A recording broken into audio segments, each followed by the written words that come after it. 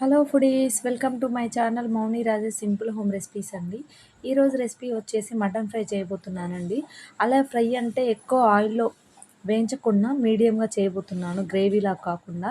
ఎక్కువ ఫ్రై ఇష్టపడని వాళ్ళు ఈ విధంగా ఒకసారి ట్రై చేయండి, చాలా అంటే చాలా బాగుంటుంది.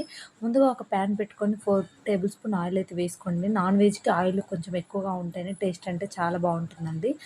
దాంట్లో కొంచెం చెక్క, 2 బిర్యానీ ఆకులు, 4 లవంగాలు, 4 యాలకులు వేసుకొని మసాలాలు బాగా వేగాక సన్నగా తరిగి పెట్టుకున్న పచ్చిమిర్చి, ఆనియన్ కూడా వేసి మంచి బ్రౌన్ కలర్ వచ్చే వరకు వేయించుకోండి. ఈ విధంగా వేయించుకున్నాక కొంచెం కరివేపాకు, అలాగే కొంచెం పసుపు కూడా వేసి బాగా వేయించుకోండి.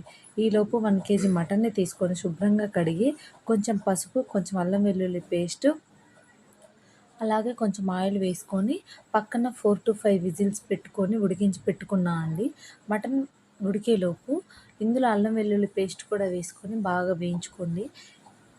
నాన్ వెజ్లోకైతే అప్పటికప్పుడు రెడీ చేసుకున్న అల్లం వెల్లుల్లి పేస్ట్నే వాడండి. ఏ కర్రీలోకైనా టేస్ట్ అండ్ స్మెల్ చాలా అంటే చాలా బాగుంటుందండి. ఒకసారి ట్రై చేయండి. ఈ విధంగా అల్లం పచ్చివాసన పోయాక ముందుగా బాయిల్డ్ చేసి పెట్టుకున్న మటన్ని ఇందులో వేసుకోవాలండి. ఇందులో వేసుకొని మంచిగా ఒకసారి మిక్స్ చేసుకొని మళ్ళీ కొంచెం ఉడికించుకోవాలి. ఆయిల్లో మంచిగా ఫ్రై చేసుకోవాలి. ఇందాక 80% కుక్ చేసుకున్నాం కదండి, ఇంకో 20% ఇప్పుడు కుక్ చేసుకుంటే సరిపోతుంది.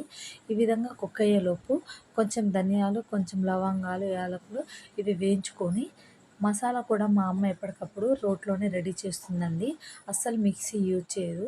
ఆ మసాలాలో 4 వెల్లుల్లిపాయలు కూడా వేసి దంచుకుంది.